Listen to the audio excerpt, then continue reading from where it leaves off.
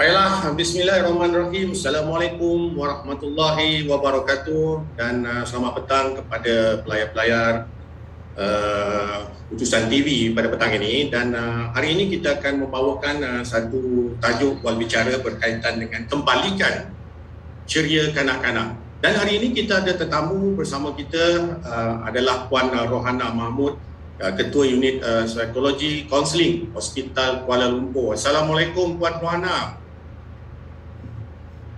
Waalaikumsalam warahmatullahi taala wabarakatuh. Apa khabar? Alhamdulillah. Haji apa khabar? Baik, alhamdulillah, syukur. Terima kasih kerana bersama kami dalam wal bicara secara maya ni. Dan juga terima kasih sekali lagi juga kepada Puan Maznah Ibrahim, Pegawai Psikologi Kanan Kementerian Kesihatan Malaysia. Selamat datang Puan, terima kasih. Terima kasih kembali Haji. Assalamualaikum dan salam sejahtera semua.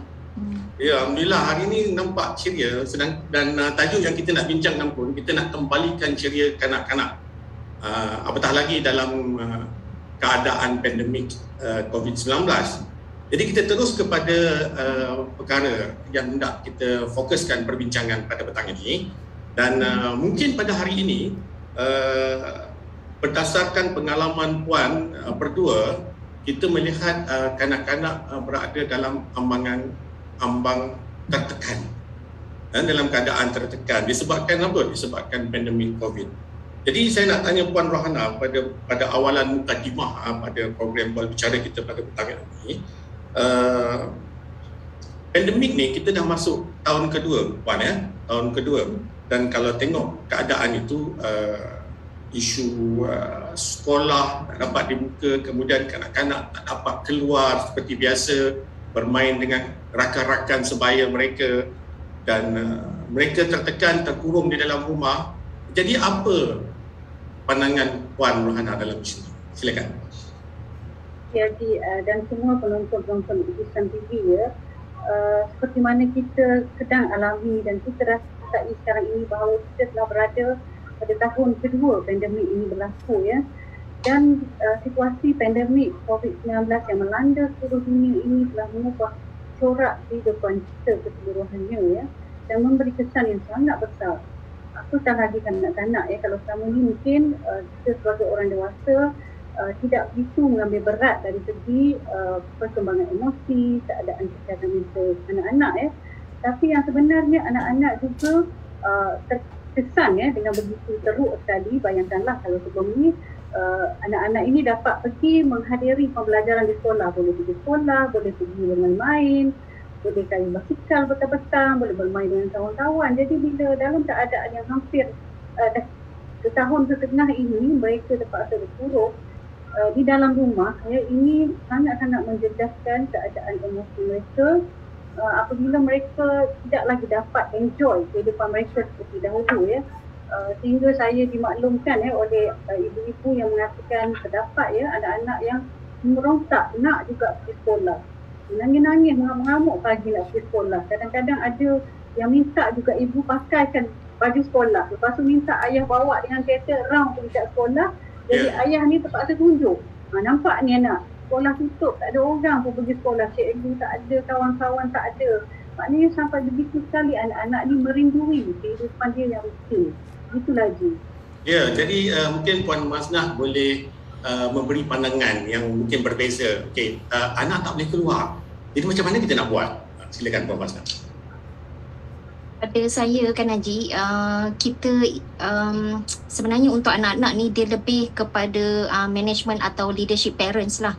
Jadi bila anak-anak tak boleh keluar, bermaksud peranan kita nak bantu anak supaya diorang boleh mobile. So mobile ni maknanya diorang boleh bergerak lah. So saya ingat macam tahun lepas kan bila pertama kali PKP tu susun atur perabot pun memang saya ubah supaya anak tu ada ruang bergerak. So kita pun jadi fleksibel lah. Sehingga kan tempat panjat pun dibenarkan. So saya ada alat kan macam doorway tu kan dia boleh adjust kan supaya anak-anak boleh panjat. So bayangkan sebelah rumah ialah taman permainan tak boleh pergi, saya bila dengar tu stres, taman permainan pun tak ada pergi masa dululah kan. So ada banyak adjustment yang ibu bapa boleh buat kan, supaya anak-anak kita boleh release dia punya tenaga tu dekat dalam rumah. Kalau kita ada laman sikit, so alhamdulillah. Kalau kita ada laman besar lagi, alhamdulillah. Tapi kalau kita tak ada laman, kita nak wujudkan satu ruang just untuk mereka release dia punya tenaga, asalkan dia bergerak. Kalau dia orang bergerak, biasanya energy dia release, dia akan much better. Sebab dia kalau buat hal tu, dia kacau adik, dia marah-marah dan sebagainya, sebab energy dia tak lepas keluar. Ya.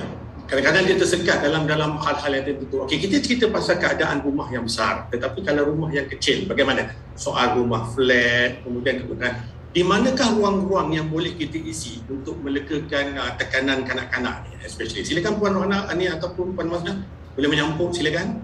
Ya, baik. Memanglah faktor keadaan rumah, keadaan persekitaran memainkan peranan yang sangat penting. Kalau tadi Puan Mazna kata untuk memberi ruang pada anak-anak, beliau terpaksa mengubah perabot mengalih-alihkan perabot. Dan macam yang Haji tanya tadi, kalau rumah tu contohnya rumah tu memang sebesar itulah. Itu flat yang 2 bilik saja ataupun 1 bilik, 1 ruang tamu dan 1 ruang dapur. Anak-anak tidak mempunyai ruang untuk bergerak. Jadi inilah di mana situasi berlakunya keadaan ibu bapa pun orang kata macam buntu nak buat macam mana, apakah bentuk aktiviti yang boleh dilakukan untuk mengurung anak-anak ini supaya tidak merasa bosan dan tidak merasa tertekan. Tapi ini adalah satu perkara yang memang kita tidak boleh elakkan. Kita kena kreatif, ibu bapa kena kreatif untuk mencari aktiviti yang boleh dilakukan di dalam ruang yang sempit yang terhad itu.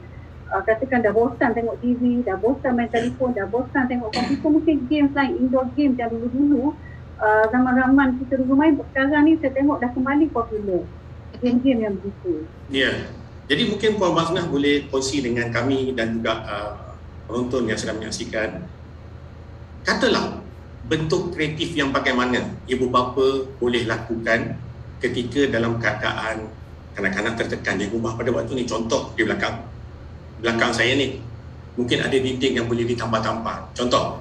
Jadi bagaimana Puan Mazna melihat mungkin ada idea-idea baru yang boleh dikongsi? Silakan. Yang ni kita kena, orang kata apa, terbuka lah. Sebab saya tahu ada setengah ibu bapa dia tak nak dinding rosak kan. Kan, especially kalau kita rumah sewa kan. So kalau saya memang saya beli, maknanya ada investment lah. So macam panjat-panjat tu kan, yang wall climbing tu, dia dalam berapa ringgit dekat Shopee. So boleh tanpa dinding, so anak boleh panjat. Kalau pintu kita kan antara bilik ada pintu kan. So ada doorway chin bar tu, yang tu dalam belas ringgit je dekat Shopee. Kita boleh laras ikut ketinggian kan. So anak boleh bergayut satu. Kedua, anak juga boleh berbuai. Yang tu ada satu lagi alat untuk berbuai.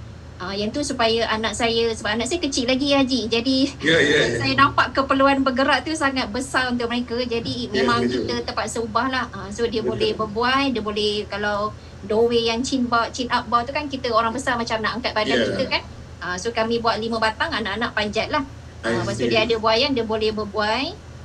Lepas tu trampolin memang kita ada sampai dalunya rosak. Tahun ni saya dah sedekah dekat playground sebelah kita.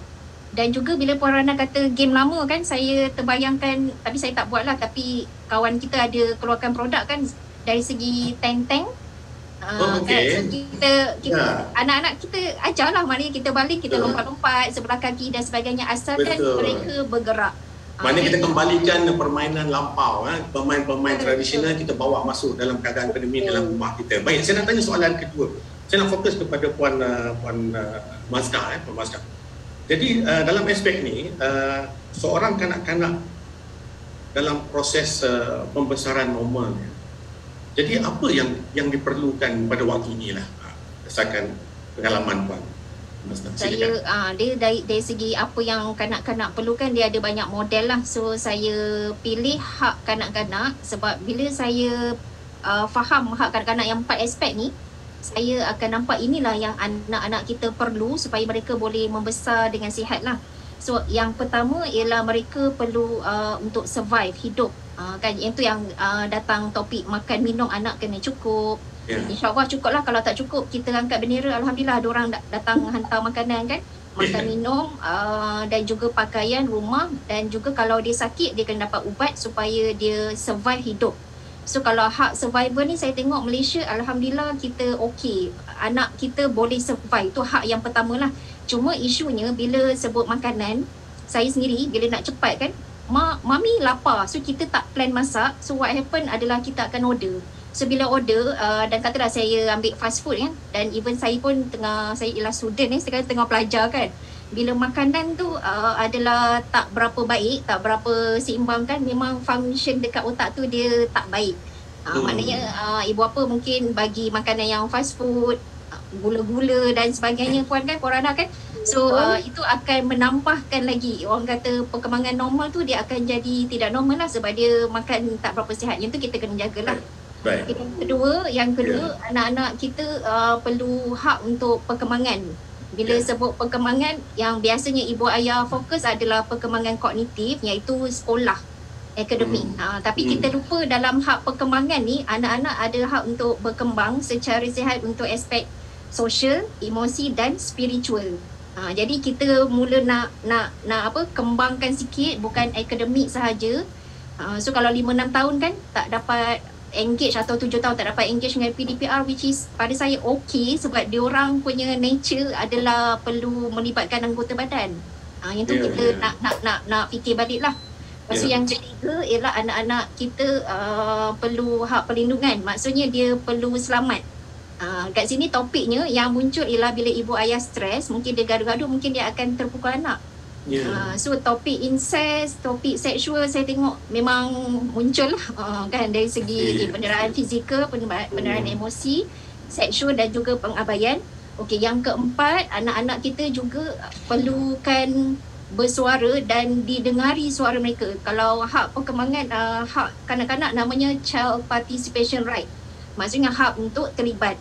Yang ni kebanyakan kita mungkin terlupa.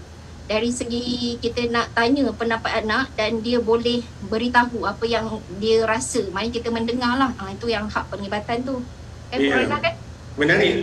Puan Rana mungkin boleh mencelah apa pandangan yang diberikan. Saya suka empat perkara tadi, nampak sangat mantap dalam kita mengatasi isu tekanan pada kanak-kanak. Mungkin Puan Rohana, pengalaman Puan Rohana bagaimana?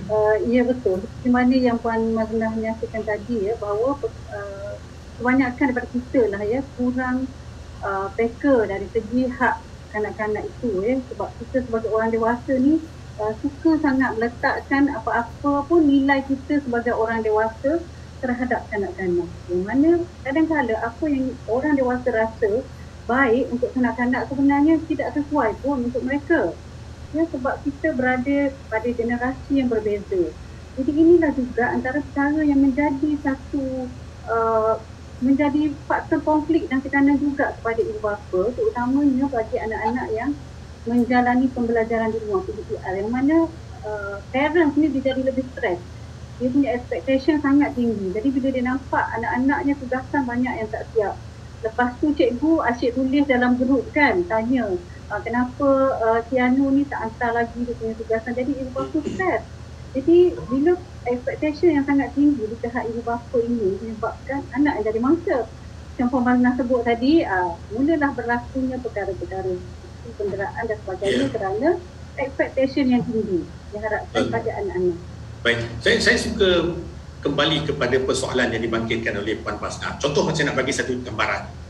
Hari ini kalau anak-anak tekan sebagai ibu bapa, mereka akan diberi gadget. Diberi gadget. Apakah gadget itu melepaskan tekanan anak-anak stres? Itu pertama.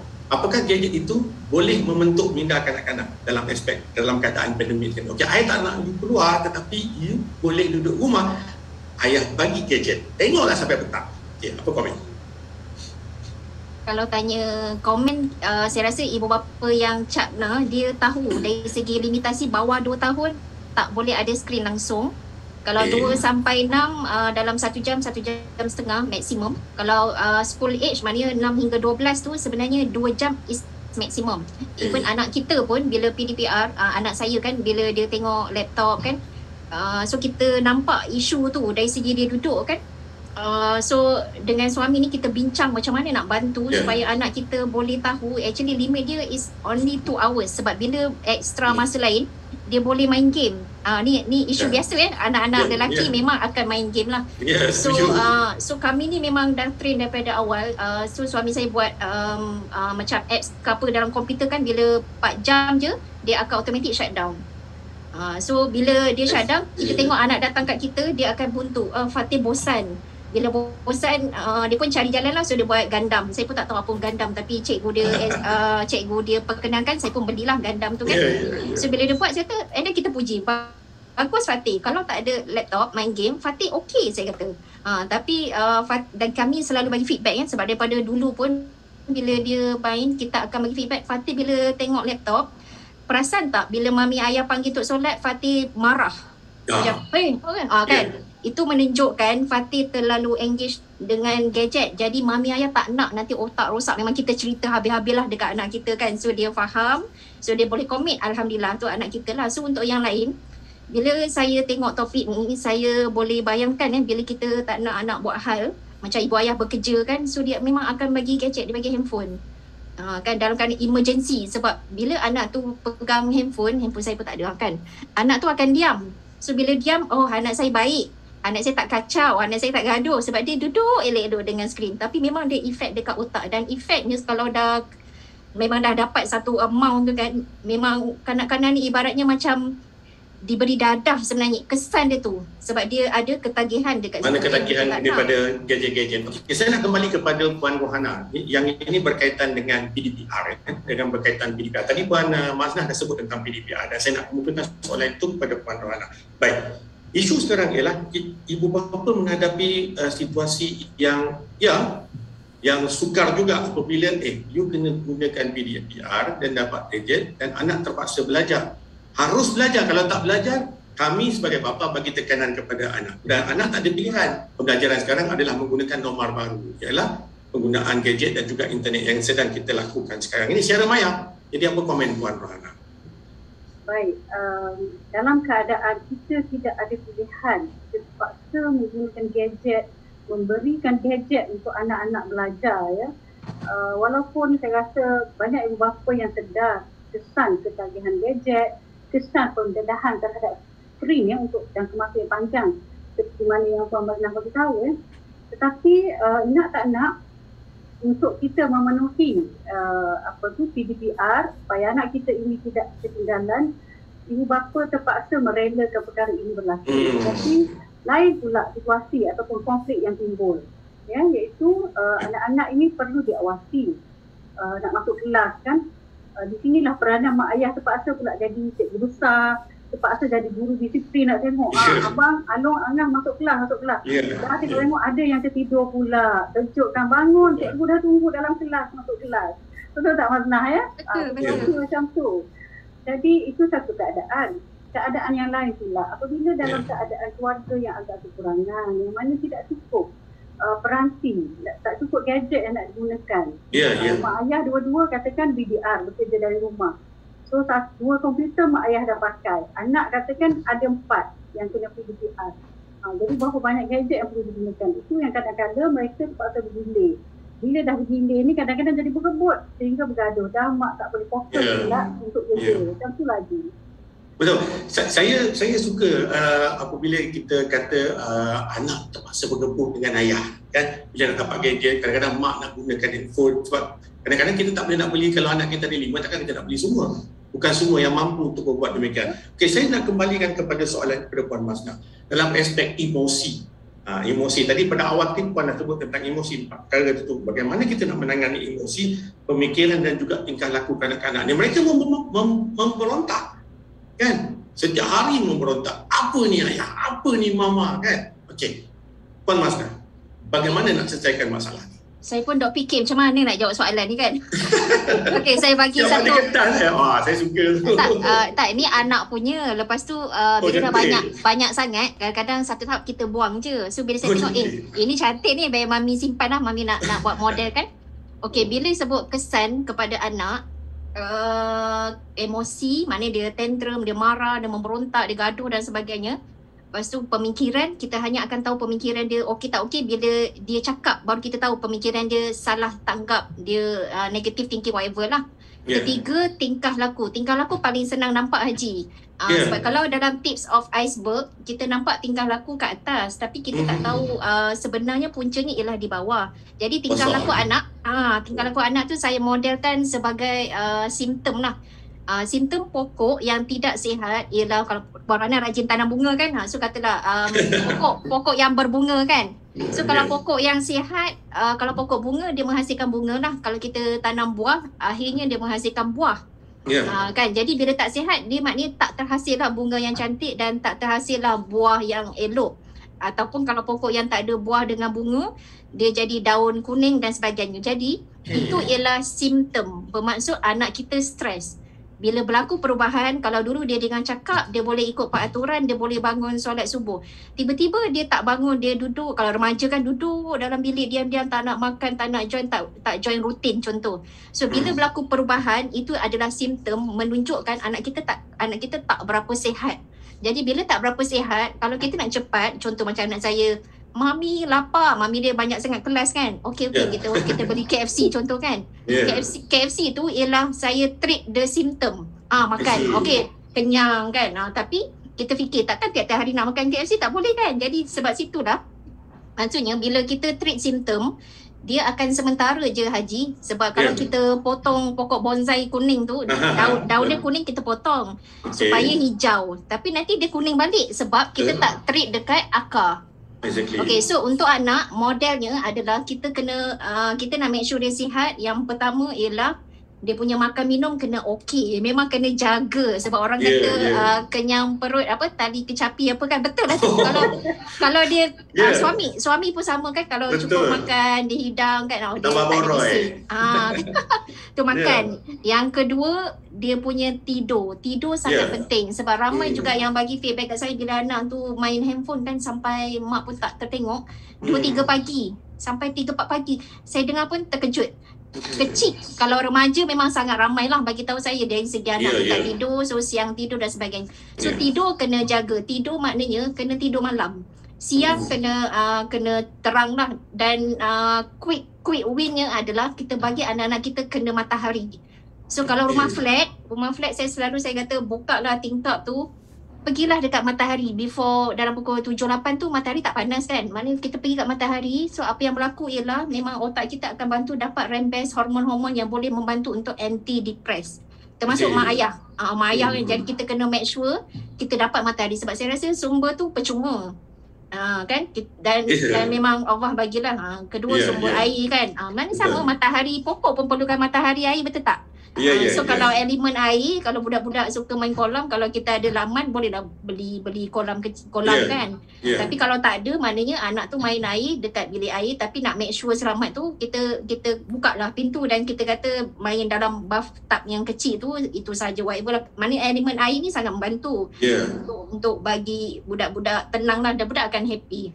Yang ketiga adalah aktiviti, maknanya jaga pemakanan minuman, jaga tidur kena malam Haji, dan bila malam kita offkan semua wifi supaya tenang dan tidur tu lena. Dan mak ayah pun kalau dapat lah tidur tengah hari lah 27 minit tu memang bantulah otak kita untuk fresh kan.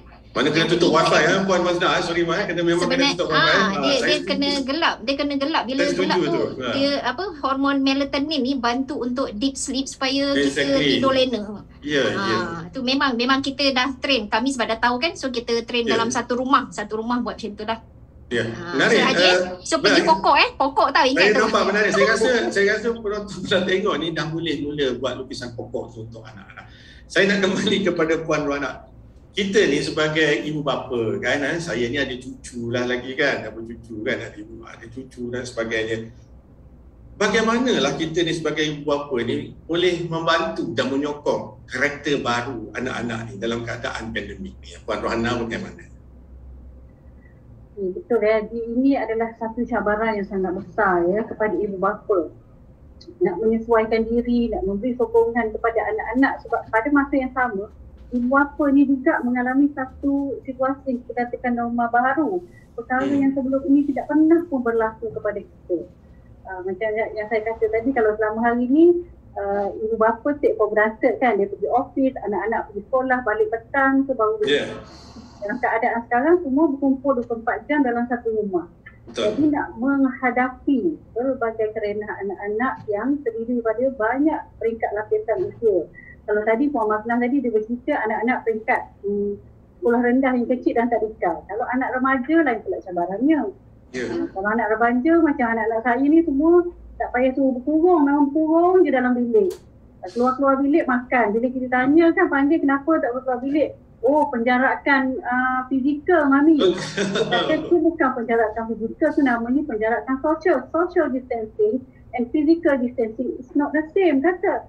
Kita duduk satu rumah tapi kita dah berjarak. Itu dalam ini juga satu situasi yang mencabar sebenarnya, bagaimana kita nak memberitahu peraturan-peraturan kepada anak-anak apa yang what is the best practice, apa yang boleh, apa yang tidak boleh. Macam tadi Puan Masnah dia kata dia disiplinkan rumah dia untuk tutup wifi. Saya ni rumah yang terdiri pada remaja tak boleh memberontak kalau tutup wifi lagi, sebab dia malam-malam ada pula game kan, game yang macam-macam sekarang tu for international time. Waktu kita tidur, waktu tu lah ada tournament dan sebagainya. Jadi sebagai ibu bapa ni kita kena banyak give and take, memahami. Maknanya orang kata macam tarik rambut di dalam tepung, kena berhati-hati. Begitu. Orang tarik betul. Okey, kita melihat bahawa peranan media sosial pada hari ini juga menjadi salah satu faktor penyebab yang boleh mendorong kepada satu benda yang positif, yang kedua benda yang negatif. Dalam isu-isu yang berlaku di negara pada waktu ini ialah kita dapati bahawa psikologi ini ada juga yang membawa kepada kematian. Dan ada juga yang membawa gambaran seolah-olah kanak-kanak ini ada cubaan untuk melakukan sesuatu yang tidak baik. Dan telah keluar dalam berita kononnya berlaku tindakan yang tidak boleh kita fikirkanlah secara normal reaksinya. Jadi kalau begitu, apakah pandangan kalau benda-benda yang berlaku yang boleh menjejaskan reputasi kanak-kanak itu di dalam media sosial, bagaimana kita nak tangani isu? Silakan Puan Masnah. Kalau yang macam tu sebab dah berlaku bila dah berlaku dia ada effects. Bila ada effects kita nak betulkan balik, memang kena terapi je Haji. Bermaksud anak ini kita akan bawa kepada pakar profesional untuk sesi supaya dia boleh luahkan dan boleh proses peristiwa itu, sebab dia memang akan jadi trauma. Dia trauma ada dua lah, satu kecil, satu trauma besar.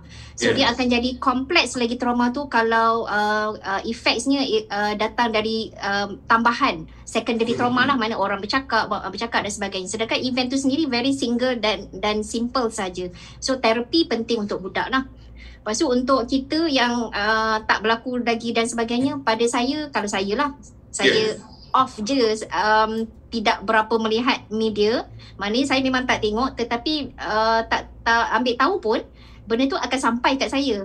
Dalam grup terdekat WhatsApp ke apa, kan kawan bila berbicara, memang saya akan tahu juga kes-kes yang sedemikian. Tapi kalau cara saya akan tidak tengok lah, sebab itu mengganggu. Dan anak-anak pun memang kita dah tahu bahaya dunia sosial, dunia media ni, anak ni dia belum boleh menapis dengan baik. So memang saya tak bagilah. Jadi ada orang argue, dia kata takkan Kak Masnah tak bagi dia langsung tahu berita apa. Saya kata belum tiba masa. Tapi suatu hari bila dah tiba masa, dia memang akan tahu sebab kawan cakap. So kita akan explain biar within saya lah. Maknanya saya kontrol, saya tahu. Sebab budak dia tak mampu nak handle tekanan media sosial begitu. Sebab sangat dahsyat lah sebenarnya kita punya karakter di luar sana lah. Jadi Puan Rohana, pada waktu ni kalau kita tengok dalam keadaan semasa kan, sejauh mana pada skop ataupun pemerhati Puan masalah tekanan dalam kanak-kanak ni peringkat mana dah pada waktu ini?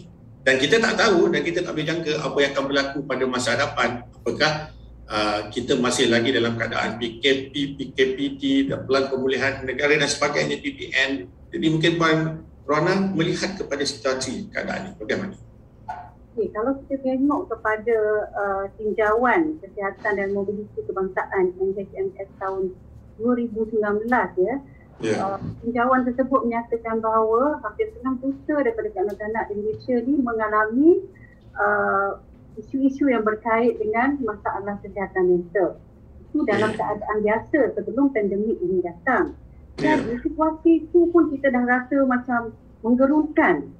Kita dah rasa macam teruk ni keadaan anak-anak kita ni sebenarnya yang kita anggap selama ni tidak berkesan pun. Tapi bila ditambah dengan suasana pandemik ini memang pada saya ya, pemerhatian saya adalah satu situasi yang sangat membimbangkan. Dan kita tidak dapat nafikan juga lah ya, pengaruh media massa juga yang terlalu kadang-kadang overexpose ya dari segi berita-berita mengenai kejadian-kejadian ngeri dan perkara-perkara yang kita kalau boleh nak lindungi daripada masyarakat, terutamanya kanak-kanak ya. Sebab kadang-kadang apabila sesuatu berita dibesar-besarkan sangat, misalnya contohnya kejadian yang tidak sahih lagi tetapi telah dilaporkan secara besar-besaran, bukan setakat kita orang dewasa saja keliru, kanak-kanak pun keliru ya. Perkara inilah yang menyebabkan mereka akan bertambah tidak pasti sumber manakah mereka boleh mendapatkan maklumat yang tepat. Itu yang kadang-kadang anak-anak kita dapati lebih advance dari segi maklumatnya. Kadang-kadang kan macam saya, anak-anak remaja dia share perkara-perkara yang saya pun belum dapat lagi daripada grup mana-mana. Bila kita tanya dia kata dalam grup kawan-kawan dia. And then bila saya tanya lah, kenapa you all share benda-benda macam ni ya? Dia kata all over, dia kata all around, kata takkan kami tak dapat. No, I avoid not to expose myself dengan benda macam ni. Kita elakkan. Jadi itu yang kita susah nak kontrol. Betul. It's a good point, Puan Rohana. But Puan Mazda, kalau kita lihat kepada kanak-kanak dalam situasi kanak-kanak kan, kita banyak rancangan dalam televisyen, betul tak? Kita tengok rancangan televisyen, kadang-kadang anak kata, you duduklah adik, tengok TV, TV ni semua bagus, kita buka filem, kita buka kartun dan sebagainya. Jadi daripada pengalaman pembelajaran pemerhatian Puan dalam banyak terlibat dalam hal-hal kaunseling kanak-kanak ni, rancangan yang bagaimana sepatutnya kita dedahkan kepada anak-anak ni kan, yang boleh beri interaksi, boleh bagi kesedaran. Bagaimana Puan dalam pengalaman Puan? Pemerhatian Puan. Dalam pemerhatian saya memang kita kena pilih lah. Sebab kalau kita tak pilih, dia macam hidangan tu datang lalu je Haji. Budak-budak kalau tengok YouTube, datang je. Next tu ada je cerita lain. Even kalau saya ingat dulu saya pernah pergi training pakar ni cerita dari Penang kan. Budak type Doraemon je. Dia type Doraemon je akan keluar lain. Dia akan je pergi yang tak elok kan. Jadi bermaksud memang kita kena select. Jadi ada satu zaman tu bila anak saya kecil-kecil dulu Islamic Parenting Network kan, macam Puan Lina Karim ni, dia come out dengan this product lah. So produk ni dia kata ibaratnya channel TV rumah saya, dia katalah. Kan, jadi dia select program yang dia nak, yang kita lah masing-masing punya aim kan. So Al-Quran dia, English dia, Sains dia dan sebagainya. So dia buat dalam CD. So kita ni mudahlah, kita beli saja. So itulah TV anak-anak kan. Dan adalah kawan saya pun dia pen drive kan. So dia bantu download kan supaya tak ada iklan. Jadi itulah TV anak-anak yang mana namanya BBM kan, kawan saya buat lah. So itu circle saya. Tapi saya tahu dekat luar sana tak ada macam tu. Jadi sebenarnya dia sama ada ibu bapa itu sendiri cari, download dan letak dekat satu drive, ataupun kalau ada produk tu kita tahu kita beli, sebab itu akan memudahkan kita untuk menghidangkan dia dan hidangan yang baik tu ada, maknanya menarik dan dalam masa sama dia adalah input yang baik lah, yang positif. Yang tu maknanya kena research sekejap lah. Dan saya tengok kalau iklan kadang keluar juga dekat saya, Muslim Kid TV lah apa kan, kita kaji-kaji sikit, kita ambil lah. Tapi bukanlah kita nak harap program tu untuk anak tengok je, tak mungkin tak mungkin. Saya pun observe anak saya, adakah dia tengok TV tu dia jadi apa kan, tak. TV tu ada tapi dia takkan tengok, dia tengok sekejap tapi lepas tu dia akan buat aktiviti. Sebabnya kita nak make sure environment dia untuk dia boleh explore pembelajaran secara fitrah tu. Dia rasa dia nak melukis, dia ambil kertas. Dia rasa nak ambil gunting, dia ambil gunting. Dia rasa nak memasak, dia pergi dapur memasak, walaupun 2-3 tahun anak saya yang paling kecil tu kan. Maksudnya environment kita tu membenarkan anak belajar tanpa kita terlalu tidak kan, banyak tidak kan. So now kita nak boleh kata ya, tetapi within the boundaries dan mereka selamat. Sebab saya tengok kalau rumah kita nak jadi sekolah tak mungkin lah, sebab rumah kita ialah rumah. Kalau sekolah mungkin 30 budak umur sama 15 tahun, tapi kita ada 3-4 budak umur berbeza-beza. So yang tu yang kita nak adjustment. Baik. Saya nak kembali sebab ada orang tanya ni, apa tipsnya untuk kita kembalikan ceria kanak-kanak ni, Puan Rohana? Nanti saya tanya juga Puan Maznah kan, saya tanya Puan Rohana. Tipsnya bagaimana? Mungkin Puan Maznah boleh kongsi, Puan Rohana boleh kongsi dengan saya tentang tip remaja contohnya. Sebab Puan Rohana lebih dekat kepada remaja, Puan Maznah dekat kepada kanak-kanak yang lebih umur 1, 2, 3, 4, 5 tahun begitu. Jadi apa tips dia Puan Rohana kembalikan ceria kanak-kanak ataupun remaja? Silakan. Memanglah kita tak nafikan bila dah duduk berkurung dalam rumah lama-lama dah bertahun macam ni, dia telah membentuk satu situasi yang kita panggil cabin fever atau orang panggil demam terperuk. Duduk macam dah bosan tak gaban lah kalau istilah budak-budak ni tak tahu nak buat apa, tengok TV dah bosan, main game dah bosan, layan internet pun dah bosan. Dia dah sampai keadaan yang begitu, bagilah apa pun dah tak ada makna dah, dia kata. Kita orang dewasa ni at least kalau macam kita pergi bekerja kan, saya kerja di hospital, setiap hari kena juga pergi kerja, kita tak ada bekerja dari rumah, jadi kita dapat juga peluang untuk menghirup udara luar, expose kita begitu, jadi kuranglah juga demam terperuk ataupun cabin fever itu. Tapi bagi anak-anak yang terkurung di rumah ini peranan yang paling penting sekali adalah ibu bapa lah untuk kita nak memahami, menyelami, berbincang dengan anak. Apakah perkara, apakah aktiviti yang menyeronokkan mereka. Kalau kita mampu, kita boleh bagilah Misalnya kalau anak saya dia minta nak beli gitar, boleh tak nak main gitar, dah bosan dah semua benda tu, dia nak benda yang dalam bentuk fizikal yang dia sendiri boleh buat, dia sendiri boleh hasilkan, dia boleh menggunakan kreativiti dia, imajinasi dia. Jadi kita sebagai ibu bapa, kita boleh berbincang, menafis, dan kalau perkara tersebut dalam ability kita, kemampuan kita boleh. Dengan cara ini kita boleh memberikan sedikit keceriaan kepada mereka lah, walaupun nak bandingkan dulu dia orang tak boleh lah jumpa kawan-kawan, ataupun mungkin dalam keadaan lain kita galakkan mereka untuk menggunakan perjumpaan bersembang di media sosial tetapi dengan cara batas-batasnya supaya mereka tidak terjerat dalam media sosial yang pelbagai ini. Baik, kita lihat daripada tadi skop Puan Rohana lebih kepada apa yang kita ada, tetapi kita melihat pula bagaimana keadaannya di luar bandar. Apa tips yang kita nak bagi kepada remaja luar bandar ni? Bagaimana Puan Rohana?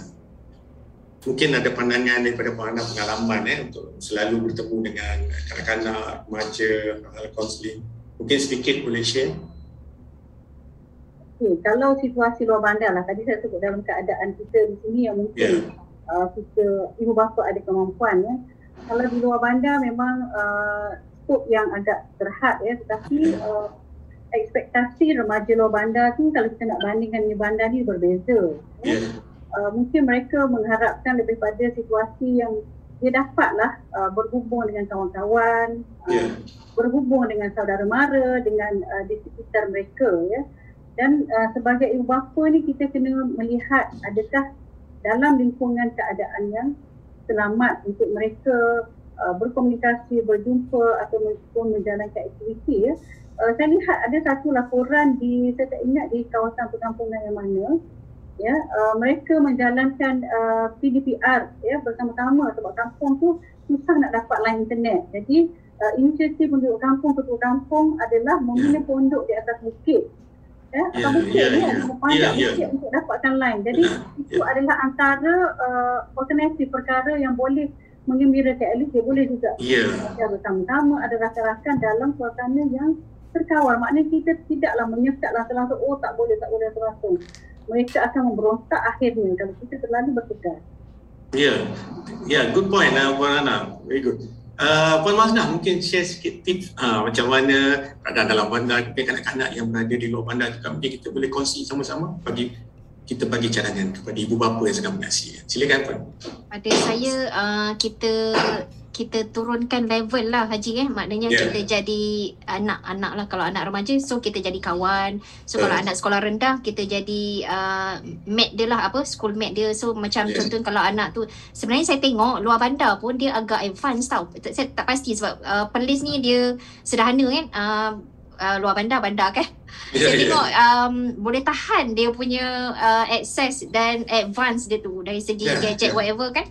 So antaranya kalau anak tu suka main game, kita jadilah pemain game dengan dia, kita daftar. Macam hari tu ada catur online kan, anak saya punya ni, saya pun daftar lah. Okay, Mami main dengan Fatih kan, Mami tak pandai, tak apa, Mami buat macam ni. Jadi dia ajar kita. Dulu-dulu ada pernah game online apa, kartun yang glamour lah, saya tak ingat dah. So saya pun main lah dengan dia. So satulah kita main dengan dia. Kalau yang bawah 6 tahun memang confirm, bawah 7 tahun confirm play. Kan, so kita jadi playmate kepada dia. So kat sini keterlibatan bersama kan. Saya nampak anak-anak akan happy. Dia akan happy sebab bila anak-anak saya kecil-kecil dulu suka beli mainan, saya tanya apa sebab suka mainan. Dia kata mainan buat happy. So saya kata okey, boleh tak kalau Mami jadi mainan itu dan kita dan Fatih happy juga. Maksudnya kita main sorok-sorongan dia, kita main lari-lari, geletek whatever kan. So saya dapati boleh. Jadi dalam promotion saya akan kata ibu ayah jadilah tool happiness kepada anak-anak. Tool itu bermaksud percumanya badan kita. Yang tu yang kena plan tu kita banyak kerja. Tapi kita nak main dengan budak. So yang kita kena plan, orang kata undivided attention. Maknanya perhatian pada anak tu tak berbelah bagi. Kadang-kadang kita 50-50. Mami nak main. Okay, kejap Mami ada meeting kan. 90% kerja, 10% je tengok budak. So kalau Mami dah habis pukul 5, okay jom kita main. 100% kena main dengan anak dan insyaAllah diorang akan happy. Diorang akan rasa keberadaan sebab dia macam pelik, duduk dalam satu rumah tapi mak dia buat kerja kan. Jadi maksudnya anak-anak ni dia tak faham sangat seperti kita faham, iaitu kita buat kerja di rumah. Jadi kat situ kita takut explain. Betul. Very good. Baik, jawapan Puan Maznah tu seolah-olah dapat memberi gambaran bahawa kita perlu terlibat bersama dengan aktiviti kanak-kanak. Jadi Puan Rohana, dalam baki masa yang kita ada ni, mungkin Puan Rohana boleh melihat apakah sebenarnya harapan Puan kalau kita nak melihat untuk kita memastikan kesihatan mental anak-anak ni dapat kita selesaikan dalam keadaan yang baik semasa pandemik ni. Puan Rohana bagaimana? Walau apapun situasinya yang kita hadapi, mencabar bagaimanapun, satu perkara yang kita ingat bahawa kesihatan mental kanak-kanak adalah sama penting dengan kesihatan fizikal. Kan, selama hari ini kita hanya mementingkan kesihatan fizikal. Kalau anak kita mengadu kata pening kepala, demam, kita cepat-cepat bawa pergi klinik atau bagi dia makan Panadol. Tapi bila anak kita mengadu kata, alah bosan lah, rimas lah, serabut lah, stres, kita kata, alah kecil-kecil je, we main-main, kita ignore. Kita abaikan keperluan kesihatan mental kanak-kanak. Jadi dalam situasi mencabar ini, ibu bapa perlu lebih peka, lebih berhati, melayan emosi anak-anak, mengambil berat dari segi keperluan emosi, keperluan psikologi kanak-kanak supaya mereka berada dalam keadaan yang ceria, sihat dari segi mental mereka untuk menempuhi pembelajaran, bukan sahaja pembelajaran tetapi juga kehidupan di masa akan datang. Kerana apa yang berlaku di zaman kanak-kanak, di zaman remaja ini memberi kesan yang sangat besar terhadap perkembangan pendiri mereka. Puan Rohana, kita kalau boleh kita nak tengok anak kita atau cucu kita sentiasa ceria kan. Kita tak nak tengok mereka memasang muka. Saya setuju dengan Puan Rohana kata tadi, bosan, pergilah buat kerja lain, jangan ganggu mak ayah banyak buat kerja. Betul kan Puan Rohana kan?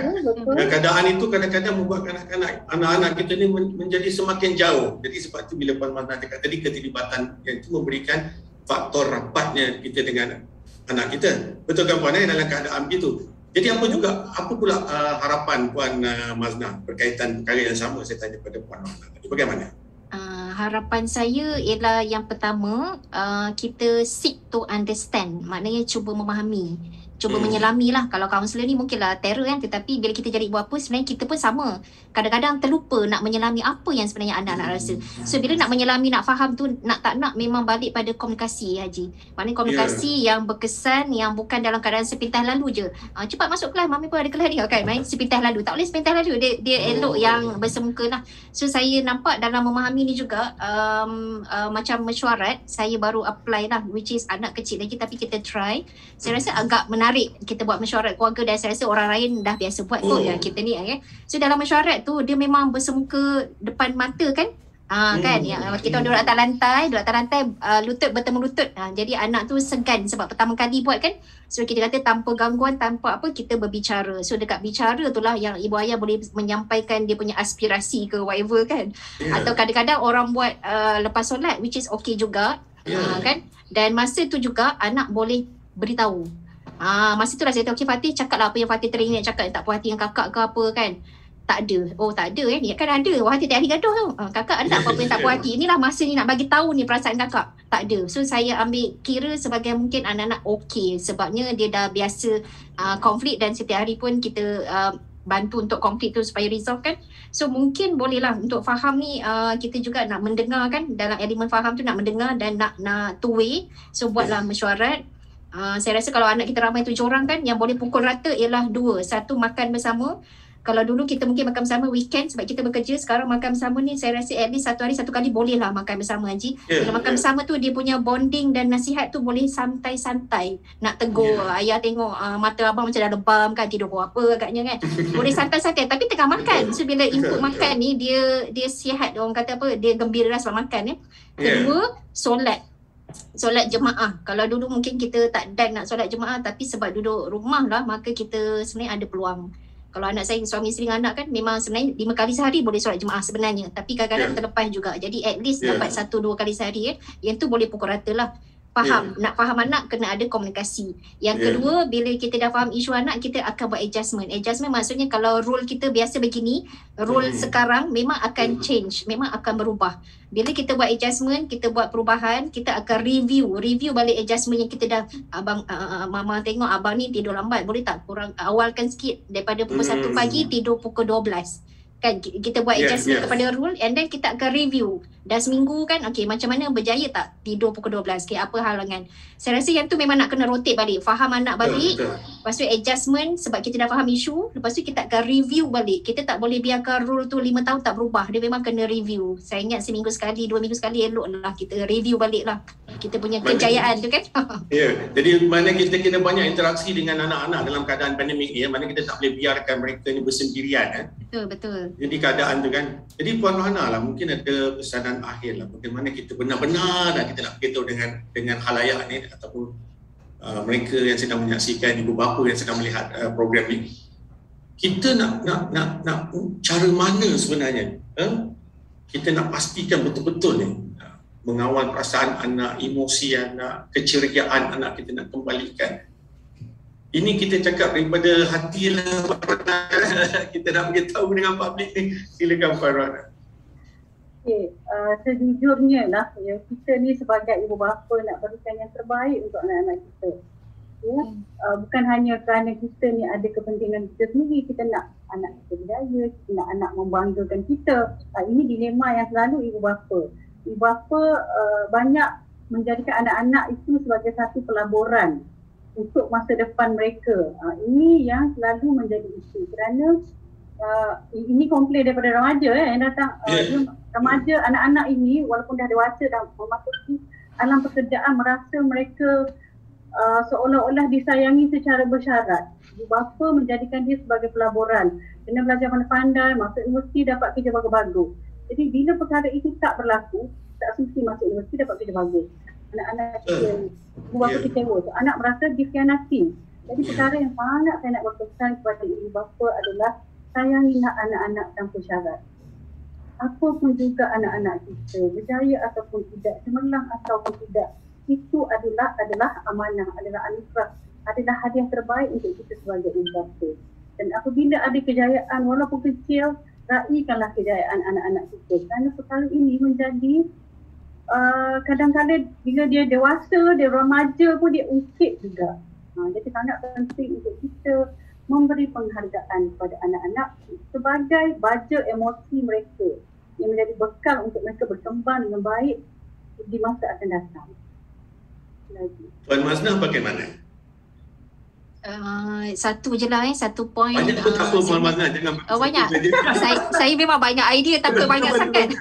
Kongsi idea tu. Okay, tak apa. Saya ingat orang tengah menunggu ni. Saya sambung daripada Puan Rona kan. Maknanya check and balance. Sebab kita memang jumpa klien Haji, ya Allah, klien dah dewasa 40-an pun dia masih ingat momen-momen dia semasa dia remaja. Dan klien kita remaja pun seawal 13 pun dah ada yang mental illness kan. So kita melihat benda trend tu dah makin muda kan. So ibu remaja pun dia ingat momen dia masa 3-4 tahun kan. Jadi yang message saya selalu cakap, saya kata listen tu lah, dengar. Bila nak dengar ni kita kadang terlepas pandang dan hari berlalu hari kan, esok dah berlalu hari esok kan.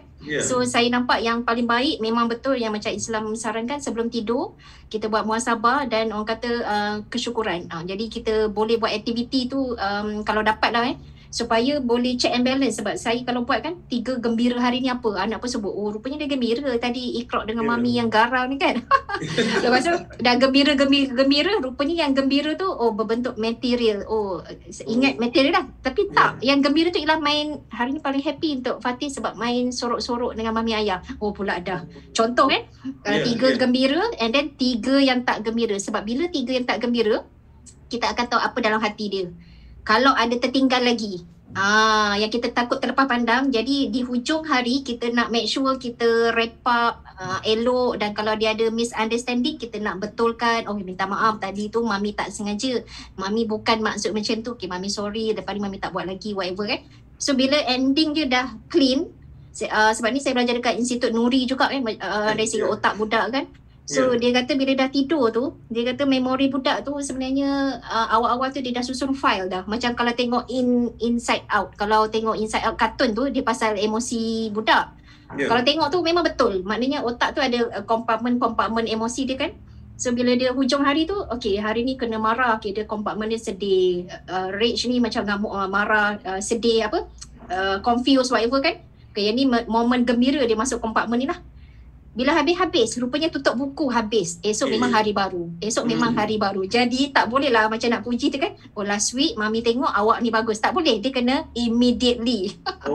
Tapi kalau nak tegur tak apalah. Mungkin kalau yang kecemasan memang nak tegur cepat sebab benda tu bahaya kan. Tapi kalau ada benda yang kita rasa nak tegur dan kita nak jaga maruah dia, kita tak boleh depan adik-beradik dia, kena panggil dia one to one dan kita cakap lah mungkin di hujung hari pun tak apa. Tapi maksud saya ialah check and balance, sebab kita nak pastikan apa yang anak faham dan apa yang anak rasa ialah seperti yang kita fikir dia boleh rasa begitu. Kita fikir bila kita bagi hadiah ataupun kita tak bagi hadiah, kita fikir begitu perasaan dia. Tapi bila kita check dengan dia, tu yang nak kena turunkan level tu. Orang kata pillow talk, saya pernah lah juga try buat kan, pillow talk. Fatih pillow talk, dia faham lah tu maknanya ada benda mami nak tegur kan.